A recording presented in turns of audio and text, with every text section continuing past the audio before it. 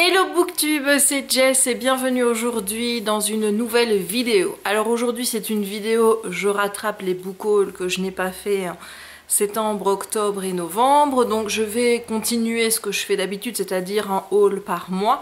Donc aujourd'hui on se retrouve pour le haul du mois de septembre 2016. Voilà.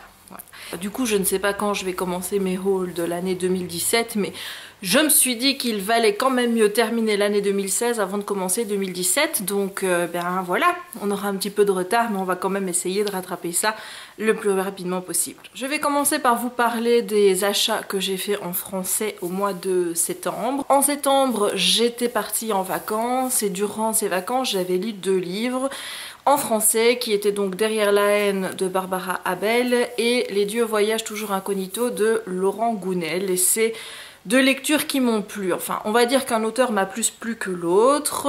Je parle évidemment de Laurent Gounel. Mais Derrière la haine, même si ça n'a pas été une lecture... Voilà, je suis assez mitigée. Je m'attendais à mieux, j'ai pas été vraiment surprise par ce roman. Bah, j'ai quand même voulu acheter le tome 2 pour voir si la suite était mieux, si la suite était moins bien. Enfin voilà, donc j'avais un petit sentiment d'inachevé par rapport à ce roman et je me suis dit bah autant lire la suite. Du coup j'ai acheté Après la fin de Barbara Abel aux éditions Pocket, qui est donc la suite de Derrière la haine. Je ne vous ai pas parlé de Derrière la haine sur la chaîne parce que, comme vous le savez, j'ai pas fait énormément de vidéos de septembre à décembre 2016, donc forcément, ben voilà, donc je le relirai peut-être, hein, qui sait, j'aurai peut-être un avis un petit peu meilleur que ma première lecture pour pouvoir vous parler du tome 1 et du tome 2. Je ne vous avais pas non plus parlé des dieux voyagent toujours incognito, pourtant ça a été une lecture qui m'a fait énormément de bien quand je l'ai lu. Il faut savoir que quand je l'ai lu, donc j'étais en vacances à Kos et on était donc dans un hôtel all-in où il y avait une piscine, enfin voilà, vraiment la totale. On y était du jeudi au jeudi et les 4 premiers jours, je n'osais pas aller à la piscine, c'est-à-dire que quand on allait à la piscine, je gardais mon short et mon t-shirt parce que je ne voulais pas me mettre en maillot de bain devant tout le monde. Et malgré que j'étais en train de me dire que j'étais une idiote de focaliser comme ça sur le regard des autres par rapport à mon poids, eh bien voilà, j'arrivais pas à franchir le pas de retirer mes vêtements et de passer devant les autres gens pour aller jusque dans la piscine. Jusqu'au moment où j'ai lu le roman de Laurent Gounel et le dimanche, bah voilà, il y a eu une phrase, il y a eu un passage dans le livre qui a été un déclic et qui m'a fait prendre conscience que je n'allais quand même pas gâcher mes vacances à cause de ce que pensent ou du jugement des autres, alors que si ça se trouve, et je pense que c'était dans ma tête, hein, personne n'en avait rien à foutre de ma petite personne et personne n'allait regarder mon poids, etc. Et donc c'est seulement à partir du dimanche que j'ai osé me jeter à l'eau. Voilà, donc du coup, eh bien, comme ce roman m'a fait énormément de bien, là aussi j'espère pouvoir vous en reparler sur la chaîne bientôt, mais j'ai acheté le jour où j'ai appris à vivre, d'ailleurs qui est ma lecture en cours puisque vous voyez qu'il y a un marque-page dedans. Et c'est un petit peu la même chose que pour Les dieux voyagent incognito, c'est un bouquin qui est en train de me faire énormément de bien. En fait j'ai envie de prendre un stabilo-boss et de stabiloter tout ce qui me touche dans ce roman. C'est pas des choses que j'aime faire hein, dans mes livres, mais voilà, ici il y a tellement de phrases qui percutent quelque chose dans mon cerveau que j'ai envie d'en garder une trace, de pouvoir les retrouver facilement. Je pense que j'ai choisi cette lecture au bon moment, elle est vraiment en train de me faire du bien et je vous en reparle bientôt. Et j'ai également pris du même auteur Le philosophe qui n'était pas sage, que je n'ai pas encore lu, et le dernier, L'homme qui voulait être heureux. Alors je ne sais plus de quoi parlent les résumés de ces livres et honnêtement je m'en fiche. Moi j'ai juste envie de lire les romans de Laurent Gounel parce que c'est des romans qui me font du bien, c'est des romans où je réfléchis beaucoup sur moi, des romans où j'apprends à penser autrement et peut-être que j'arriverai à organiser ma vie différemment pour pouvoir être mieux dans ma peau, donc voilà. Ce sont des livres de développement personnel mais romancés, moi c'est ce qui me convient vraiment le mieux parce que quand ce sont des livres de développement personnel pur, En général j'abandonne très vite parce que c'est que du blablabla et ça m'ennuie.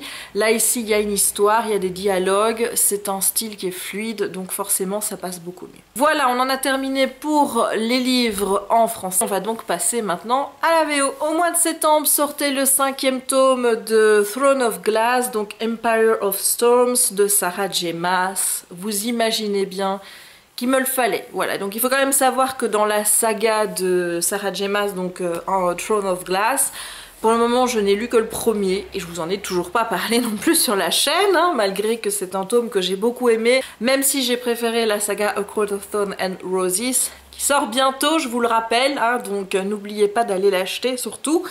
Mais dès qu'il y a un Sarah J. Maas qui sort, il faut le lire et j'ai l'impression que plus on avance, plus c'est des briquettes quoi.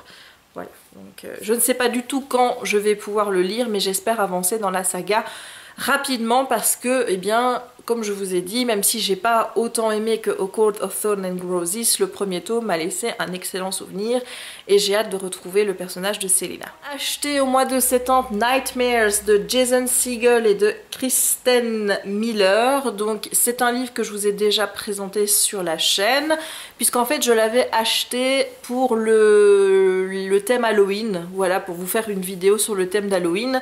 Et j'en ai parlé dans un update lecture, donc je vais pas m'attarder sur ce roman. Je vous mettrai le lien soit quelque part par ici et dans la barre d'infos pour que vous alliez voir mon avis sur ce roman s'il vous intéresse. J'ai ensuite acheté The Memory Book de Lara Avery. Ce livre est disponible en français chez Lumen. Je ne connais pas le titre du livre en français, mais je vous mettrai la petite photo de la couverture quelque part par là.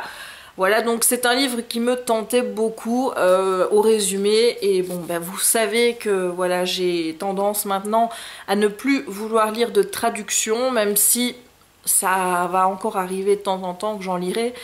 Parce que il y a des bouquins qui me font peur en fait au niveau de l'anglais et je me dis qu'il vaut quand même mieux que je les lise en français. J'ai un exemple tout bête, j'ai lu Le Maître du Haut Château, donc The Man in the High Castle, qui est un livre en anglais et que j'aurais pu lire en anglais, mais quand je vois les difficultés que j'ai eu à le lire en français, je me dis que si j'avais dû lire ce bouquin en anglais, je pense que je l'aurais abandonné après même pas un chapitre.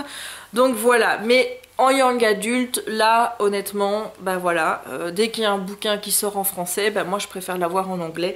Donc je n'ai pas encore découvert cette histoire, mais il me tarde vraiment parce que j'en ai entendu des bons retours et aussi des mauvais. Donc j'ai hâte de me faire mon idée. J'ai également acheté The Season de Jonalisa Dyer et Stephen Dyer. Alors pourquoi est-ce que j'ai acheté ce livre? Regardez la couverture. Voilà, ça me fait penser au thème La Sélection. Moi j'aime bien les histoires avec des princesses et toutes des choses comme ça. Et ici il s'agit donc de débutantes. Donc vous savez que dans la haute société aux États-Unis, vers l'âge de 16-17 ans, je pense que les jeunes filles doivent faire leur début dans la société. Ce livre parle de cela. Et voilà, j'aime beaucoup la couverture. Je pense que ça va être une histoire qui est plutôt drôle. Et j'ai hâte de pouvoir le lire et de vous en reparler. J'ai également acheté A Week of Mondays de Jessica Brody qui a également été traduit en français. Alors je ne sais plus